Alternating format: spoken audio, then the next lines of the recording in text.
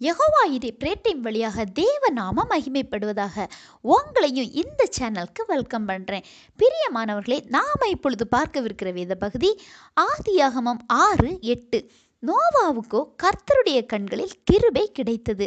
ஜலப்பிரளயம் வந்தபோது பூமியிலே அநேக ஜனங்கள் காணப்பட்ட போதும் இந்த வசனத்தின்படி நோவாவுக்கு மட்டும் கர்த்தருடைய கண்களில் கிருபை கிடைத்தது. ஏனென்றால் அடுத்த வசனங்களில் நோவா தன் காலத்தில் இருந்தவர்களுக்குள்ளே நீதிமானும் உத்தமனுமாய் இருந்தார். ஏன்னா இந்த காலத்தில் ஆண்டவர் பூமியிலே மனுஷனை உண்டாக்கினதற்காக மனஸ்தாபப்பட்டார்னு பார்க்கலாம். அது மட்டுமல்லாமல் அவர் இருதயத்திற்கு விசனமாய் இருந்தது. பூமி சீர்கெட்டதாய் இருந்தது. மனுஷனுடைய அக்கிரமமும் பெருகியது. அவனுடைய நினைவுகள் தோற்றம் நித்தமும் பொல்லாததாய் இருந்தது என்று வேதத்தில் சொல்லப்பட்டுள்ளது. எனவே தான் அவங்க மேல தேவ கோபம் வந்தது.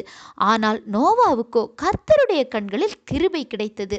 ஏனென்றால் நோவா உத்தமன், நீதிமான், தேவனோடு சஞ்சரிக்கிறவனாய் இருந்தார்.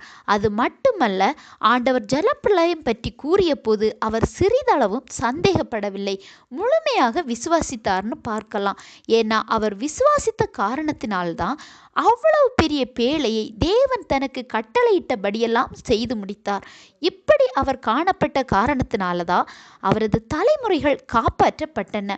இவரது இத்தகைய குணநலன்களால் தான் நோவாவுக்கு கர்த்தருடைய கண்களில் கிருபை கிடைத்தது.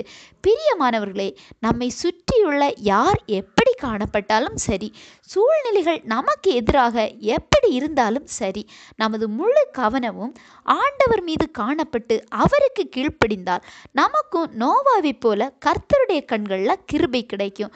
அந்த கிருபை என்ற விலையேற பெற்ற பரிசை ஆண்டவர் நமக்கு தரும்போது நம்ம லெவல் கண்டிப்பாக மாறும். அதுக்கு நாமும் தகுதியுள்ளவர்களாக இருக்க வேண்டும். எனவே நீங்களும் நோவாவை போல செயல்படுங்க. ஆண்டவரின் கண்களில் கிருபை பெற்ற ஒரு நபராக மாறுங்க. ஆண்டவர் தாமே இந்த வசனங்கள் மூலம் உங்களை ஆசீர்வதிப்பாராக.